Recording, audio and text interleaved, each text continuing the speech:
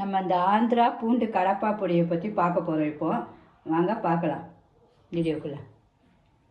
சுவை சூப்பராக இருக்கும். இட்லி தோசைக்கெலாம் அவ்வளோ சூப்பராக இருக்கும். தோசைக்கெலாம் மேலே அது பொடி போட்டு சாப்பிட்டீங்கன்னா சும்மா அட்டகாசமாக இருக்கும்.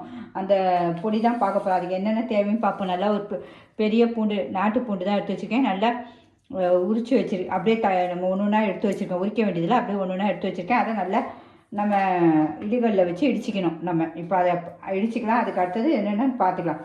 தேங்காய் நல்லா ஒரு கை அளவு தேங்காய் உங்களுக்கு. அப்புறமேட்டு சீரகம் கொஞ்சோண்டு ஒரு 1/4 ஸ்பூன் சீரகம், 1 ஸ்பூன் தனியா, ஒரு 1/4 ஸ்பூன் மிளகு, அப்புறம் காஞ்ச மிளகாய், காஷ்மீரி மிளகாய் ஒரு 2 எடுத்து வச்சுருக்கேன் கலருக்காக. காஞ்ச மிளகாய், குண்டு காஞ்ச மிளகாய் எடுத்து வச்சுருக்கேன். காரத்துக்கு உங்களுக்கு எவ்வளோ காரம் வேணுமோ அவ்வளோ போட்டுக்கங்க. நான் ஒரு 5 எடுத்து வச்சுருக்கேன், நல்லா காரமாக இருக்கட்டும்ன்ட்டு.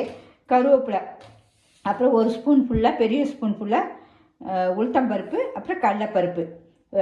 லாஸ்ட்டில் கொஞ்சம் சுவைக்கு வெல்லம். என்னடா இது கடம்பா பூண்டு பொடின்ட்டு வெல்லம் சொல்கிறோமேன்னு நினைக்காதீங்க. வெல்லம் அவ்வளோ சுவையை தூக்கி கொடுக்கும் லாஸ்ட்டில். அப்புறம் பெருங்காயம், நம்ம அரைக்கும் போது கொஞ்சம் பெருங்காயம் போட்டுக்கணும். உப்பும் போடணும். உப்பையும் நான் இன்னும் எடுக்கலை, உப்பையும் காட்டிடுறேன் உங்களுக்கு. உப்பும் எடுத்து வச்சாச்சு நம்ம. இப்போ அடுத்தது நம்ம பூண்டை நல்லா நசுக்கிக்கணும். உங்களுக்கு நான் எல்லாமே சும்மா ஒரு 4 பேர் செய்கிற மாதிரி தான் காட்டுறேன். நம்ம இது ஒரு மாதத்துக்கு கூட செஞ்சு வச்சுக்கலாம் உங்களுக்கு அழகாக.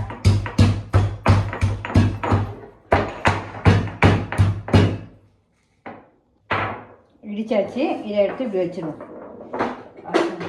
செம்ம டேஸ்ட்டாக இருக்கும். மிஸ் பண்ணவே போடாதீங்க. இதை கண்டிப்பாக செஞ்சுக்கிறேன். நான் இப்போ நைட் டிஃபனுக்கு தான் சரி என்ன செய்யலாம்னு பார்க்கும்போது காரசாரமாக ஏதாவது வேணும்போது இந்த கடம்பா பூண்டு பொடி ஞாபகம் வச்சு உடனே செஞ்சுட்டு அப்படியே சரி உங்களுக்கும் சொல்லிடலான்னு தான் போட்டிருக்கேன். வேறு ஒன்றும் இல்லை.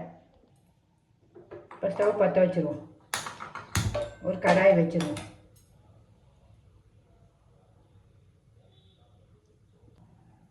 எந்த எண்ணெய் வேணால் ஊற்றலாம். ஆனால் நல்லெண்ணெய் ஊற்றுறது ரொம்ப நல்லது உடம்புக்கு. அதனால் நல்லெண்ணெய் தான் நான் ஊற்ற போகிறேன்.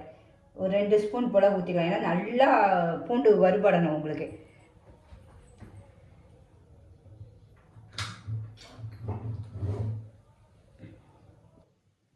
இப்போ பூண்டை போட்டுருவோம். நல்லா சட்டி காஞ்சிடுச்சு. ஸ்லோவில் வச்சுட்டேன். ஏன்னா சட்டி காஞ்சிடுச்சு உங்களுக்கு. நல்லா கலர் மாறணும். வாசனை அப்படி அடிக்கும் உங்களுக்கு. வீடே மணக்கிற மாதிரி நல்ல கலர் மாறணும் உங்களுக்கு. அந்த மாறினா தான் அந்த சுவை வரும். கொஞ்சம் ஸ்லோவிலே தான் செய்யணும். என்னுடைய சமையல் பிடிச்சதா கண்டிப்பாக ஒரு லைக் பண்ணுங்கள். சிம்பா நியூஸ் சேனலுக்கு சப்ஸ்கிரிப்ஷன் பண்ணாதான் கண்டிப்பாக பண்ணிடுங்க.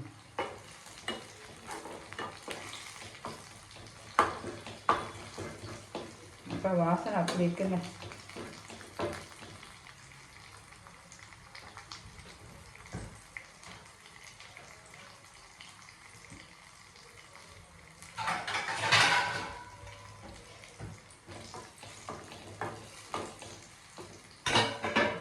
நல்லா கலர் மாறிச்சு. இப்போ லைட்டாக நம்ம இதில் பெருங்காயமும் போட்டு கொஞ்சம் எடுத்துருவோம் வாசனைக்கு.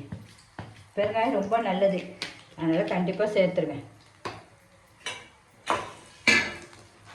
பெருங்காயமே இதில் புரிஞ்சிடும் உங்களுக்கு. அதனால தான் இப்போ இந்த மாதிரி நல்லா கலர் மாறணும்னு பாருங்கள். கலர் தெரியும், உங்களுக்கே தெரியும். மாறிடுச்சு நல்லா. இப்போ எடுத்துருவோம்.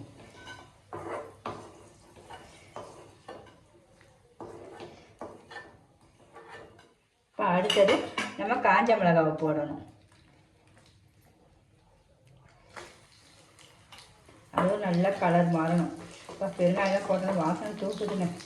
அதுவும் நல்லா கலர் மாறி குண்டு குண்டுன்னு வரணும். அப்போ நம்ம எடுத்துடணும். அந்த ஒரு முதல்ல ஊற்றின எண்ணெயே போதும் நமக்கு. இந்த அளவு போதும். தோசைக்கு சும்மா சூப்பராக இருக்கும். நீங்கள் தோசையில் மேலே தூவி சாப்பிட்டீங்கன்னா. இப்போ வந்து கடலைப்பருப்பும் உளுத்தம்பருப்பும் போட்டுருவோம். தேங்காய் லாஸ்ட்டில் செய்யலாம்.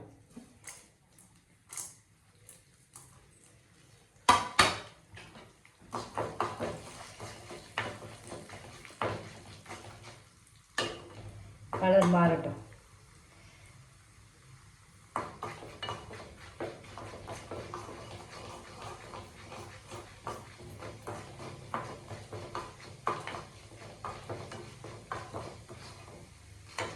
ஒவ்வொரு நாளைக்கு ஒவ்வொரு சட்னி செஞ்சு கொடுத்தீங்கன்னா எல்லாருக்குமே பிடிக்கும். நம்ம வெறும் தேங்காய் சட்னியும் சாம்பார் வச்சு எல்லாருக்குமே பிடிக்கவே பிடிக்காது. டிஃபன்களே இட்லி தோசையே இந்த அளவு கலர் மாறிடணும் சூப்பராக.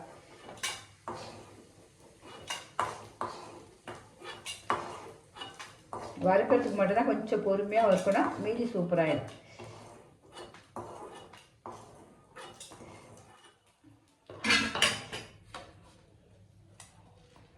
அப்புறம் மிளகும் தனியாவையும் போட்டுருவோம். அந்த சட்டி சூடாகி அந்த எண்ணெய் அப்படியே சூடாக தான் டக்கு டக்கு நமக்கு வேலை முடிஞ்சிடும்.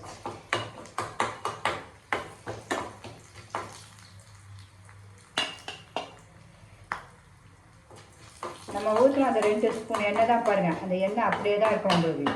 நம்ம தேங்காய் போடும்போது தான் அது எண்ணெய் அப்படியே மாறும். இப்போ 2 இந்த கருவேப்பிலையும் மேலே போட்டுருவோம். எடுக்கும்போது கருவேப்பிலையை போட்டுருவோம். கருவேப்பிலையும் சீரகத்தையும் போட்டு ஒரு கிண்டி எடுத்துருவோம். ஏன்னா கருவேப்பிலை கலர் மாற வேண்டாம், அவ்வளோதான். வெடிக்கும் பார்த்து, மிளகு வந்து வெடிக்கும். பிக்னஸ் பிள்ளைங்கன்னா ஜாக்கிரதையாக பார்த்து செய்யணும். என் சமையல் பிக்னஸ் பிள்ளைங்க எல்லாருக்குமே கண்டிப்பாக பிறகு எல்லாமே வீட்டுடைய பொருட்கள் தான். எதுவுமே இந்த கடை மசாலாவோ வேறு எந்த ஐட்டமும் போட மாட்டேன். மெயின் அதுதான். உப்பையும் இது வெள்ளத்தையும் இதில் வச்சுருவோம். உங்களுக்கு காட்டிடுறேன். இதை வச்சுட்டு இப்போ தேங்காவை வறுத்துருவோம்.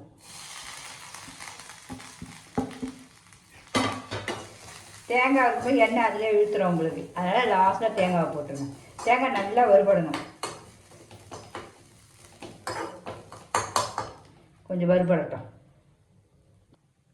தேங்காயும் வறுபடிச்சு நம்ம சுவைக்கு ஏற்ப உப்பையும் இதிலே போட்டுருவோம். அவ்வளோதான். இப்போ ஆஃப் பண்ணிடுவோம் ஸ்டவ்வை. ஆஃப் பண்ணிட்டு இதெல்லாம் ஒரு மிக்ஸி ஜாரில் மாற்றிடுவோம். மிக்சியில் போட்டுருவோம் எல்லாத்தையும். என் தண்ணி கிண்ணி எதுவுமே ஊற்றக்கூடாது. ஏன்னா நமக்கு இது பொடி தான். இது அதிலே சூப்பராக பொடி ஆகிடும். தேங்காவே எடுத்து போட்டுவோம். உப்பும் அதில் இருக்குது.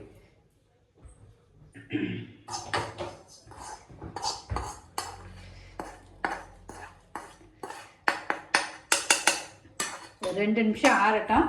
சூடாக இருக்குது. ஆறினோன்னு அரைச்சிடுவோம். இப்போ மூடியாச்சு. இப்போ அரைச்சிடுவோம்.